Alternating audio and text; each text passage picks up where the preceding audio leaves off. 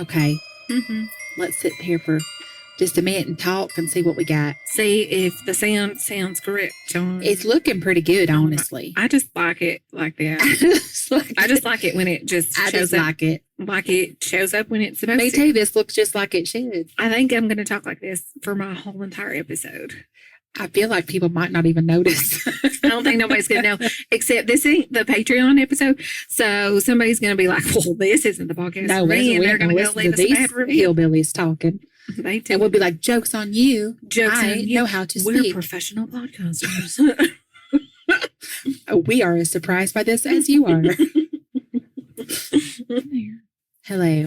Oh my gosh. I don't know how much of the sound check that we're going to leave in there, but we just entertained ourselves so much. We're so funny. Hey, this is the Witches, Magic, Murder, and Mystery Podcast. Oh, hey guys, I'm Kara. I'm Megan. Hello. Hello. I don't think I've ever said hello before. Hello. What's happening? I am wild and crazy today. It's warm outside and you just get nuts. It is very warm outside. It is also very warm in my house. Yeah. My air conditioning's out. Ooh. It was 77 degrees last night in my house when I was trying to sleep. That's horrible. I hate being hot when I try to sleep. I felt worse for my kids because they were miserable. I can at least, reason with myself. Yeah, exactly. Like, it'll be fine in a couple of days. Anyway. Kara's got an episode for you. I do. I have an old-timey murder. Oh, nice. Yeah. I mean, I'm sure it's not nice, but you know what I mean. I love the old-timey stories. I've got the murder of Stanford White. It's a little love murder. I know this one. Do you? Yes. I mean, yeah. I'm not going to say anything else. I don't want to spoil anything. It's wild. Yeah. It's a wild twist of tales. Yeah. I'm excited to hear you tell it. Okay. So I'm going to tell, there's 3 people involved in this, and I'm going to tell each of their stories, just like talk about who they are and what they are. And perfect. Then we'll go into the love triangle, or so he thought. Okay, Stanford White, who is the murder victim. He was a New York native, born in 1853. His dad, Richard Grant White, was big into Shakespeare and had this cool circle of like super artsy friends. And he just raised his kid to be the same, pretty much. Mm-hmm. So Stanford didn't go to the usual college route for architecture.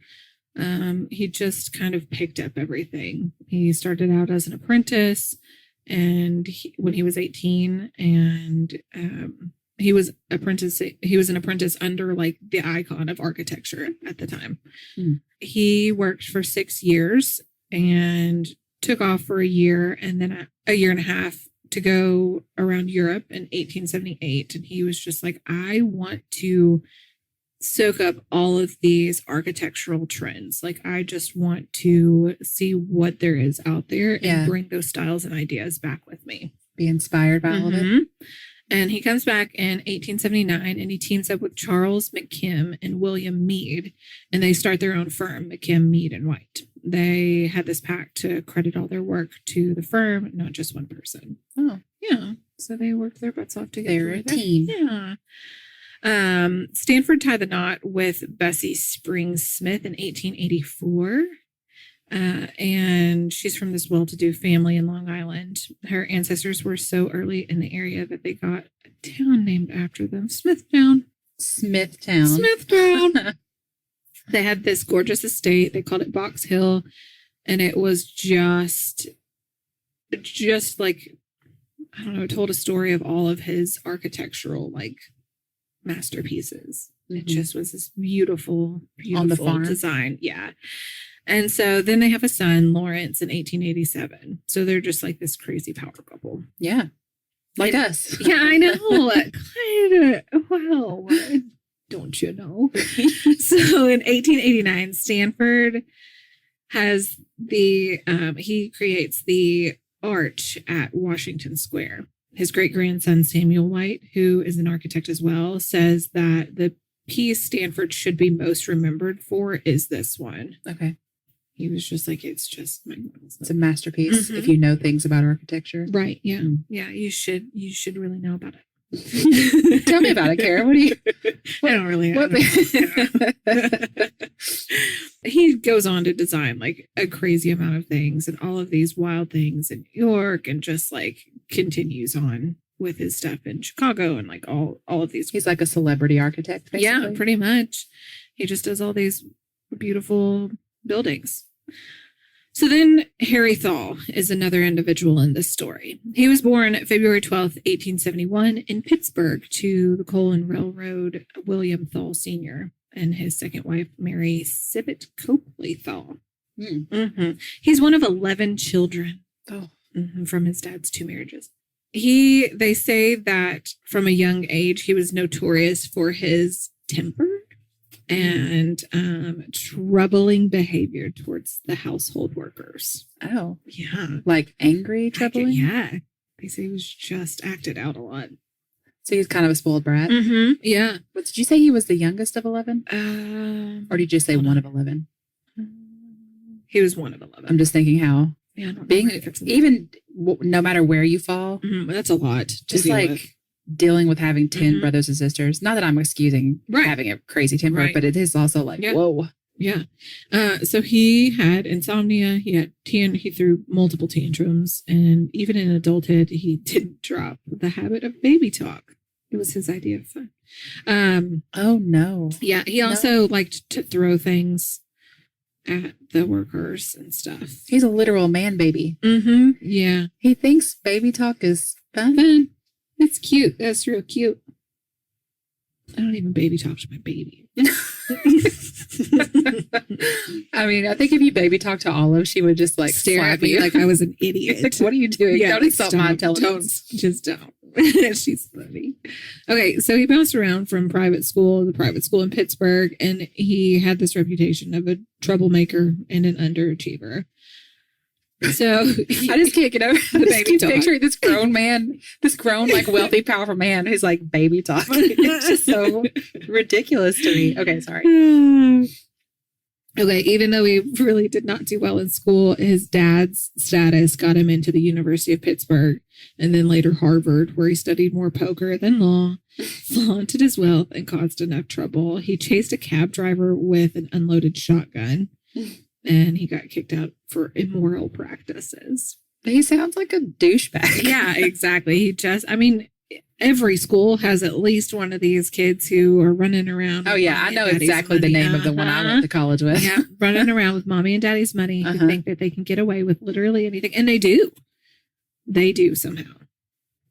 So his dad passes away in 1893 and left him tons and tons of money. His mom upped his allowances significantly, and he just lived a lavish lifestyle.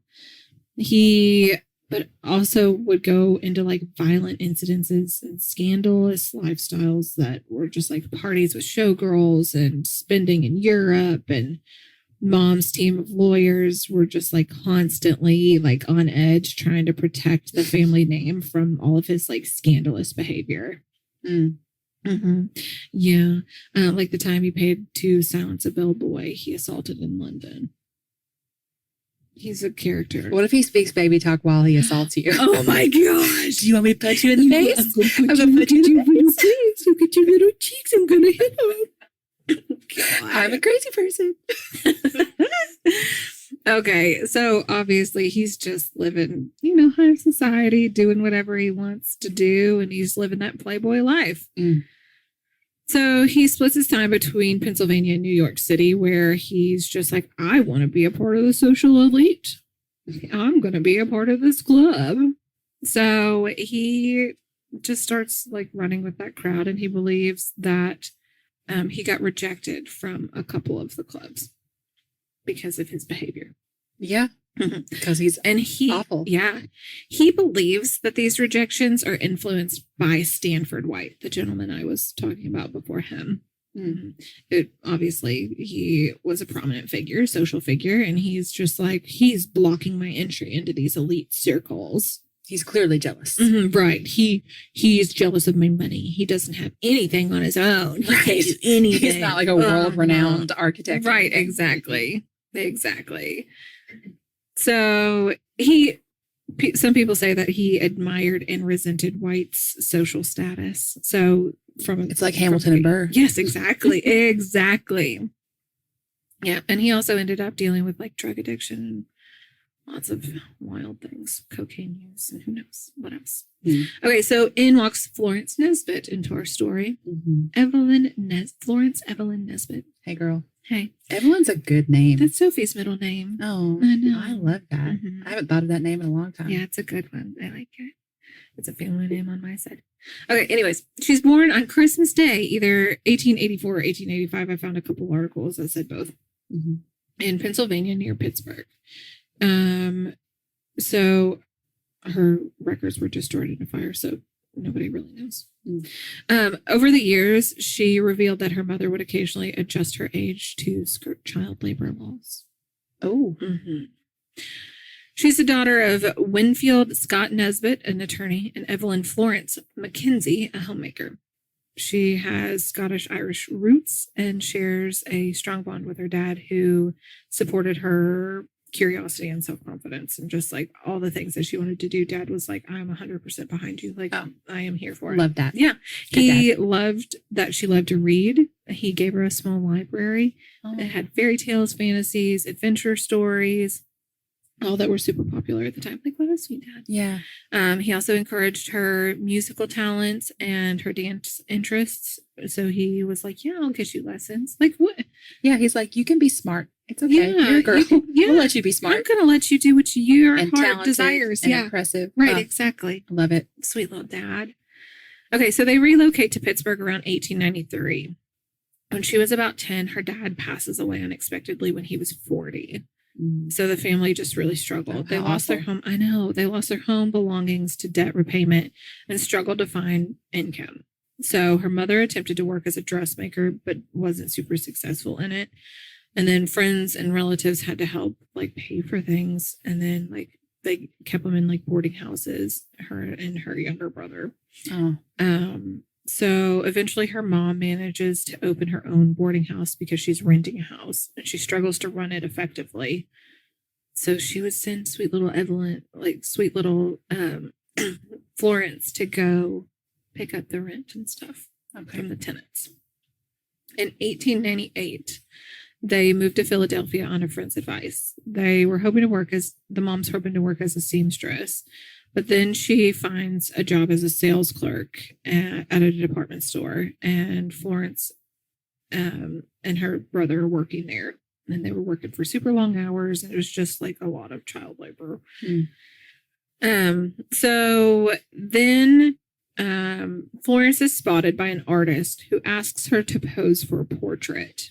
And the artist is like, I'm reputable. I'm a woman. Like, it's okay. Like, it's not something creepy. And mom is like, sure, that's fine. So then that introduces her to the local art community, and she becomes like a super popular model with all of them, with all the artists. Yeah. And she's just like, oh my gosh, I am earning more money modeling than I'm doing at the department store. So I'm going to peace out. I'm going to become a model because this is fun for me. Yeah. And she does. So June 1900, mom leaves her kids behind and moves to New York City because she's hoping to find work as a seamstress or a clothing designer. And she's unsuccessful.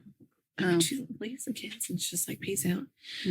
November 1900, she calls for her children to join her. And the family ended up living together in a back room on 22nd Street in Manhattan. So once they're back in New York, mom has letters that she's sending to artists that are she's trying to get her daughter out there. Like a stage mom. Yeah, exactly. She's just like, look at my beautiful daughter. Look what she can do. Look how pretty she is. I'm going to control her. Picture? Yeah, I'm going to control her success and career. So she was just like, listen, she's never allowed to post nude, and she can't do these kind of works, or she can't be scantily clad, and she can't do this, and she can't, it all has to come through me. And she becomes a sought after model in New York. She works with prominent photographers, and she's modeled, all over the place for all these like iconic people. She is on magazine covers like Vanity Fair and Harper's Bazaar. She's in advertisements across media. She's in like all the fashion scenes. It's like she goes to New York and she became a new man. Be a new man. New York, you can be a new man. Yeah, pretty impressed. Just you wait. Yeah. Okay, so when she was little, remember, she loved acting and she loved all of the, singing and dancing and doing all that stuff. So she's getting tired of just being a model, a studio model. And she's like, I want to dabble in the theater. Yeah. And Mom was like, I really don't know that I want you to do this because you're successful at this and we're making money off of it. Why mess with it? Right, exactly. But Mom agreed and she had auditioned to join the cast of a popular musical at the time. And she gets the stage name Evelyn Nesbit. She secures a role in The Wild Rose and she plays a gypsy girl. And it brought her a ton of attention and publicity. So everybody was just like, whoa. Yeah. We need this girl in our stuff. Like, this is incredible. Okay. So she's growing. She's becoming more and more popular. She's this gorgeous actress / model / just socialite. And they're all three in New York now, yes, right? Okay. Yeah. So we're kind of talking about in the same circles. Yeah. So we're going to introduce the love interests. Okay. Stanford White, who in 1901, Evelyn Nesbit is performing and he sees her. His close friends call him Stanny. Oh, cute. Stanny. He's 46 at the time. And still single. Oh. Sorry. What a weird assumption for me to make. Yeah, what did you think that? If he's going after her. He was going after her. I assumed he was single. Weird. Yeah, that's real weird. So he starts going to her shows and seeing her, and he's just like, oh my gosh, this is like so much fun. So he's 46. She's quite a bit younger. Yeah, she's a little baby. She's about 15 or 16. Is she a widow baby? A baby. She's a baby.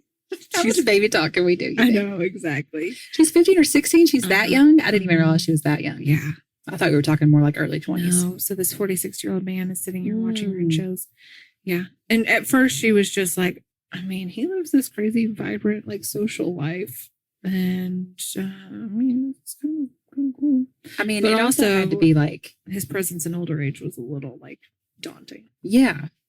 But she kind of lives this wild, elaborate life for that age, especially. Yeah, 16 or 15, whichever age she was. She's had to grow up a lot earlier. Right. She should have, unfortunately. So White decides he's going to host this little luncheon at his elaborate multi-story apartment on West 24th Street, located next to the back delivery entrance. Wow, I can't even talk. What on earth is happening? Okay, it was located next to the back delivery entrance of FAO Schwartz. Oh, I've been there. I know. I love that place. He decorated like lavishly inside and out. And when she walks in, there's a large red velvet swing. Oh. And she's like, oh my. Yeah. Yeah. Red velvet. Uh-huh. Just like right as you walk in the door. Right. Bam. That sets a tone right there. Yeah. Yeah. Newspapers described him as masterful, intense, having a boyish charm, despite his burly appearance. And he started becoming like just a figure in their lives, both, Evelyn Nesbit's and her mom's. And he was just like, I'm going to arrange for better living conditions for you all. You're going to live at the Wellington Hotel, and I'm going to sponsor your brother's education at the military academy. And Mom decided she was going out of town, and Evelyn was to be under his care pretty much. Like, you can only go where he says to go. You can do what he says to do. Did her mom understand that this was like a 46-year-old man? Well, no, like a romantic interest? Or did she think Mom thought it was more of like, he had convinced her that it was more of just like a fatherly figure, just like looking out for her safety. Like, if the age was more appropriate, I would think, what a great guy helping her out. But the age difference makes it seem like way more of just another way to take control of her life. Yeah. have power. Well, while mom's out, she ends up staying there, and he ends up with allegations of date rape afterwards. So where's his wife or whatever? He just is out on the town doing his thing. So he has like an apartment where his wife doesn't live? Yeah, I guess so. Cool. Ew. Yeah. Yeah. He's a real fun individual. I really wanted to like him better than the other guy, but yes, I guess I don't really care for either one. So then there's John Barrymore, which I think may be related to Drew Barrymore. I don't know. I tried to do some research and it just took a deep hole into another realm. To get distracted. Yes, I did. So, I bet they are. Let's just say they probably are. Yeah. So John Barrymore was there during her stint at the Wild Rose, and he started attending multiple performances of hers, and they just got romantically involved. And White and her mom were not happy about this. They were like, he has modest income and reckless financial habits. We can't have this. The fact that he had so much to say over her, like whatever happened with her, is ridiculous. So they decided to send her to a boarding school. So decades later, John Barrymore was just like, yeah, she was my first love. Oh. But she got sent off to a boarding school. Because he wasn't fancy enough. Exactly. So in hops Harry Thaw. Evelyn caught his attention. Like I said before, he's wealthy, but super unstable. And he already had a thing against White. Right there is the thing that, there's always like that moment where you're like, if this thing had worked out, maybe the rest of this wouldn't have happened. Right, exactly. So if she had gotten to be with the guy who just wasn't fancy enough. Right. Yeah. And he is, by the way, I just checked. Yeah. Okay, good. He's in her family. Yeah. So like, isn't that wild? So look at the family that he's created. I know. Drew Barrymore is one of my favorite humans. Oh my God. Yeah. So that's so sad. Yeah. It's wild. Okay. So while she's in boarding school, she goes through surgery. And a lot of people are like, oh, she got pregnant with Barrymore. But they had an abortion. So that's what the rumors were. And so Thaw and her mom decided that they were going to travel to Europe and aid her in her recovery. Thaw isolated her in Paris and forced a marriage proposal on her. She refused it because she was like, don't talk to me like a baby. You weirdo. He's abusive. Do you want to marry me? Yeah. And also he was obsessed with chastity and just oh God. Yeah. Oh no. Yeah. So eventually she was just like, fine, you're driving me nuts, I'll marry you. Well, that's always the exactly right reason. Yeah. You wore me down. Baby. But can you imagine? She's been going through all of this abuse since childhood, pretty much when her dad passed away when she was 10. Do we know if that is why she had the surgery, or is it just all No, rumor? that's just all rumor. Because I was just thinking, she's gone through all that. Some said it was appendicitis. Some said it was abortion. Yeah. So, but regardless, she's recovering from surgery and dealing with this baby talking tempered man. Idiot. Yes. Who won't leave her alone. Yeah. Why would you want to wear somebody down into? Right. Well, that's more because he just wants to have her as a possession. Well, that's a reflection of him. That's exactly what happened, because he moved her into the Thaw mansion in Pittsburgh, and he confined her within a strict and materialistic household. Ew. Yep. So she was hoping with his income that they would have this glamorous life that she had always dreamed about having, and that she probably was in the process of getting on her own. On her own, right. Yeah. And then he shut it all down. Yeah. He was always super paranoid. And yeah. God, so sounds awful. Yeah. So spring of 1906, Evelyn and Harry are gearing up to go to England. They are in New York before they're supposed to leave June 28th. And they were supposed to go on this German luxury liner. So it's June 25th, super hot outside. Evelyn goes out of their suite on the Lorraine Hotel on Fifth Avenue. And she's just like, I'm going to go meet Harry for a few drinks, and we'll just see where the night goes. Because they're getting ready to travel. She's just enjoying life. So he drops $100 bill for a $3 drink tab, and people are like, classic Harry. Classic. So I'm all for tipping people well. Yeah, yeah. But I guess. But don't be a show off. But and I'm wondering if he was already a little toasty by the time she got there. So he's just trying to be a dick, pretty much. So they head over to the Cafe Martin for dinner with friends, and guess who comes in for dinner with his kid? Stanny. Yep, he shows up.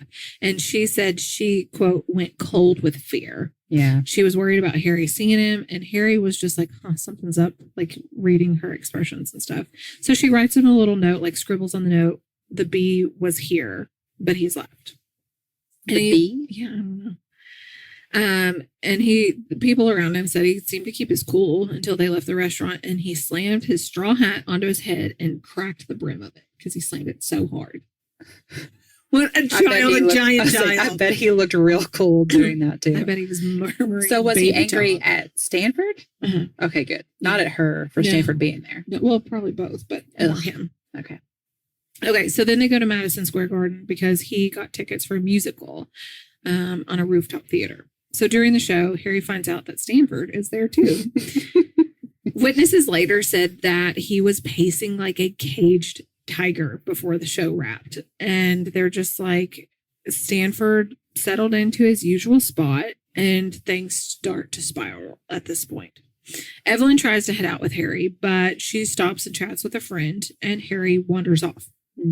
Chorus girls are singing I Could Love 1,000 Girls, and then 3 gunshots ring out. Evelyn instantly knows it's Harry. He shoots White and shouts at White, "You've ruined my wife." He hits him twice in the head and once in the shoulder. So Stanford's not going to make it. Because he's obsessed with Chastity. Yes. She's not ruined. Right. Also, didn't she have a relationship with Barrymore too? Okay. So it's pure chaos in there. People are running, screaming, and the show manager jumps on a table and yells for the show to go on. Oh, okay. Yeah. Seems like your priorities are a little out of sorts. Exactly. Harry's being led away by the cops, and Evelyn's left saying, "Look at the fix you're in." And Harry says, "It's all right, dear. I've probably saved your life." Huh? What does that mean? What do you mean by this? Like, you all were about to go on a trip. Were you going to kill her? I hate that, like, she already dealt with the date rape. And then when Stanford shows up, her immediate thought is, like, concerned about what Harry's going to do. Like, she's having to manage so many different people's emotions and tempers. Yeah. And, like, she should just be able to take care of herself because she's got enough to deal with. But she can't. Yeah. She has to take care of the man baby. Yeah. Exactly. So 3 a.m., Harry's charged with murder, locked up in the Tombs prison. Evelyn is dubbed as the girl Houdini because she constantly, dodges the press. And she spends a couple of sleepless nights in some friends' places and just tries to go on about her business, knowing that a lot of drama is about to unfold. I mean, it's like, you could look at it like Harry was like avenging what happened to her. Right. It's just that it doesn't seem like that was his motive, really. Right. It's more like because he saw her as an extension of him. Right. It was like Stanford had insulted him. Right. Exactly. That's what I was going to say. My wife. He knew, well, and also he knew of Stanford and disliked him before he even met her. Right. So he already had it out for him. He already thought that he was his enemy, pretty much. And it's also like, I say this a lot to people, if she didn't ask him to do anything, then he's not helping. Right. Like, if people don't ask for your help, it's not always helpful for you to step in and just do what you think. Do not give unsolicited help. Right. I mean, especially in something as tricky as the situation she was in. Yeah. Because sometimes you just need it to go away. Right. Exactly. And now you're stirring it up again. Exactly. So, District Attorney William T. Jerome planned to have Thal declared legally insane and sent to an asylum. And they were he was like, listen, he talks like a baby. He's clearly not. Right, exactly. They're like, this is going to save the state some money. He throws these dumb tempers. Right. Or tantrums. It's going to, save the family a little bit too, because this dude's now murdered somebody. But Thal was like, no. I'm going to dismiss my attorney, Louis Delafield, because he's a traitor. And he thought that I should have the insanity plea, but I don't think that's right. I'm very sane. I don't think that's right. So January 1907, the courtroom dramas just starting to begin. They sift through 600 potential jurors. 12-man jury selection is there. And they were just like, we don't like the idea of the insanity defense. He had a brainstorm, a moment of temporary insanity. It was just extreme stress. You know, it could happen to any American male under all this stress. Oh, no. So it's like excused? Yeah, like the family had spent their whole entire lives trying to keep his situation under wrap. Keep the attorneys. He just had a temporary lapse of judgment, you guys. Just a little and lapse, just killed a person. And Not a big deal. No, tiny lapse in judgment. He's fine now. Yeah. Don't stop it. He's fine. Yeah. Maybe you all have a problem. Yeah. But the prosecutor was just like, he was a jealous husband. He's not the protector of Evelyn he claims to be. He threatened to tear Evelyn's testimony apart if she tried to paint her husband as a hero, and they were just like there with a straightforward approach. And then the defense attorney, John Gleason, was arguing that Thal was driven by a delusion that he was an agent of Providence. Wow. Yeah. So the defense's star witness, Dr. C.C. Wiley, says that the murder was the act of an insane man. He backed up the defense's claim of temporary insanity, and the trial took a dramatic turn when Evelyn takes the stand. She gave an emotional recount of her abusive experiences with White, which leaves the courtroom in shock. So they had no idea what had happened when she was so much younger. Yeah. So then the defense's strategy shifts when when Thal gets a new attorney. They focus on Thal's mental state, and they aim to vilify Stanford White to the point where the jury might sympathize with Thal's actions.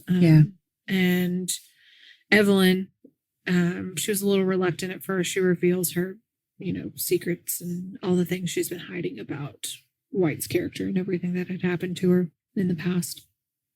So obviously the press gets involved, and everything's just going crazy. And prosecutor Jerome says in his closing arguments, he challenges the jury to see Thal's actions not as a heroic defense of virtue, but as a base and cowardly act of murder, questioning why Evelyn would repeatedly return to White if they were so monstrous. Oh, because that's what abusive relationships are. Right, exactly. And also her mom left her in his care. Yeah. And he made her dependent on him. Right, exactly. Financially. Because he was also taking care of her brother. She knew her mom was pleased. Like there's so many reasons that she kept going back. And she was a freaking child. She was a child. And also she wanted to be a part of all these social circles because she thought that it was going to further her career. And he was those social circles. And he clearly had a really good reputation. Exactly. I mean, I know the whole dynamic of an abusive relationship isn't well understood today. Like women and men who stay in abusive relationships are, questioned and criticized today. I can't even imagine how much worse it had to have been back then. Yeah, because just shut your mouth, little lady, is probably what's happening there. You just end up in this cycle of doing whatever you can to stay safe, which means doing whatever you can to make the abuser happy.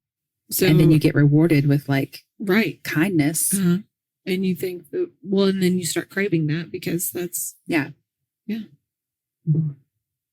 and it becomes scarier to leave. Right. Exactly. Because you know how they'll be so crazy. Yeah. Okay. So after deliberations, jury's deadlocked. So there's a mistrial. Oh my God. Yeah. So this trial is a landmark in American legal history. That's what they're saying. Well, I guess that's my next question. Like, he committed murder. Right. There were witnesses who saw it. There's no question. So they're just trying to decide if it was justified. Was he insane or not? Right. Exactly. So second trial of Harry Thal. This one's less of a media circus, but it also is crazy. So they realize that they can't pull off a self-defense or dementia Americana acquittal. The defense team was just like, okay, we're going to prove he was insane. We just really are hoping that he gets sent to an asylum rather than prison at this point. So the trial starts January 6, 1908, and Justice Victor J. Dowling was presiding over it. And Thaw's attorney, Martin Littleton, didn't focus on attacking Stanford White this time, but he was there to show that Harry was absolutely insane. They brought out all the stops, testimonies about Harry's emotionally troubled history and youth and family members who ended up in asylums. They had everyone from his childhood nurse who described him as a moody, prone to outburst kid, to his kindergarten teacher who noted his unusual behavior, up to doctors who have treated him for suspected suicide attempts. Wow. And then they put Evelyn back on the stand and point out instances that highlighted his unstable mind, like an attempt to poison himself after he had an emotional conversation with her. But then they omit that in the first trial. Mm-hmm. That portion they had omitted from the trial because they were like, we don't want him to look too crazy. But now they're like, we need him to look crazy. Well, because they were just worried about, they probably wanted to do whatever they could to save his reputation. Right, because exactly. he was a powerful dude or a powerful family. Yeah. So District Attorney Jerome once again was over the prosecution, and he argued that Harry knew exactly what he was doing when he shot Stanford White, and he was sane enough and responsible enough at the time for his actions. Mm-hmm. So he's trying to downplay the episodes of his child temper tantrums, but because he was just he was just a spoiled kid. Yeah. There's a lot of those. Right, exactly. The jury decided that Harry was not guilty due to insanity at the time of murder.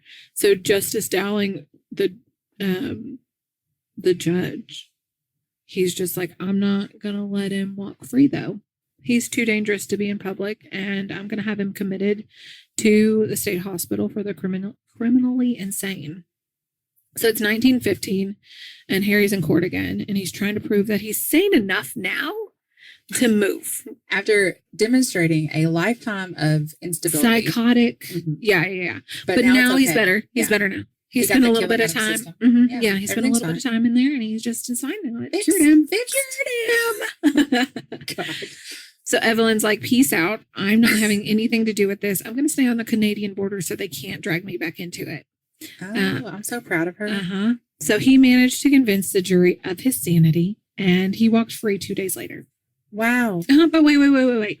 He didn't stay free for long because in 1917, just a short time after he was freed, he's back into trouble because he beats up a 19-year-old.